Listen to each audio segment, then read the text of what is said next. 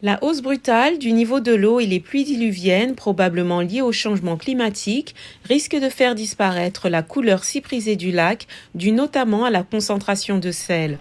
Les travailleurs effectuent les dernières récoltes avant l'épuisement en mettant dans des sacs le gros sel qui est utilisé pour la cuisine et exporté dans toute la région. La hauteur a presque doublé, il est impossible à présent d'extraire le sel traditionnellement, c'est-à-dire de remplir un seau en se tenant debout sur le lac. Et la plupart des hommes ne savent pas nager. Parce que depuis 2 mois, personne ne peut rentrer dans le lac pour travailler. Parce qu'il y a des risques de noyade.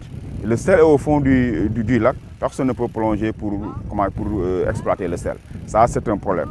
Et deuxièmement, si ce phénomène perdure, on risque de perdre complètement le sel parce que par dissolution. C'est un problème. Parce qu'il y a tellement d'eau douce dans le lac que si ça continue comme ça, donc il y a un sérieux problème. L'exploitation du sel va disparaître une bonne fois pour toutes. Les cours d'eau naturelle historiques qui se déversaient dans le lac Rose ont repris leurs droits avec les inondations de l'été dernier.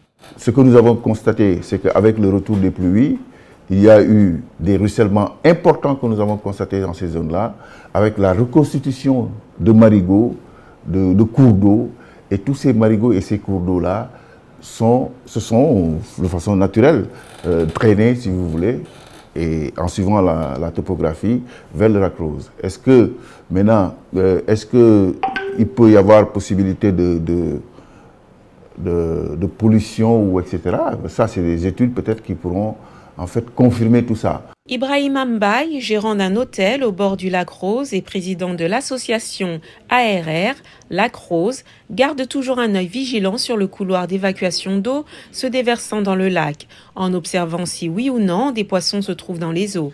La disparition de sel est une mauvaise nouvelle pour le tourisme.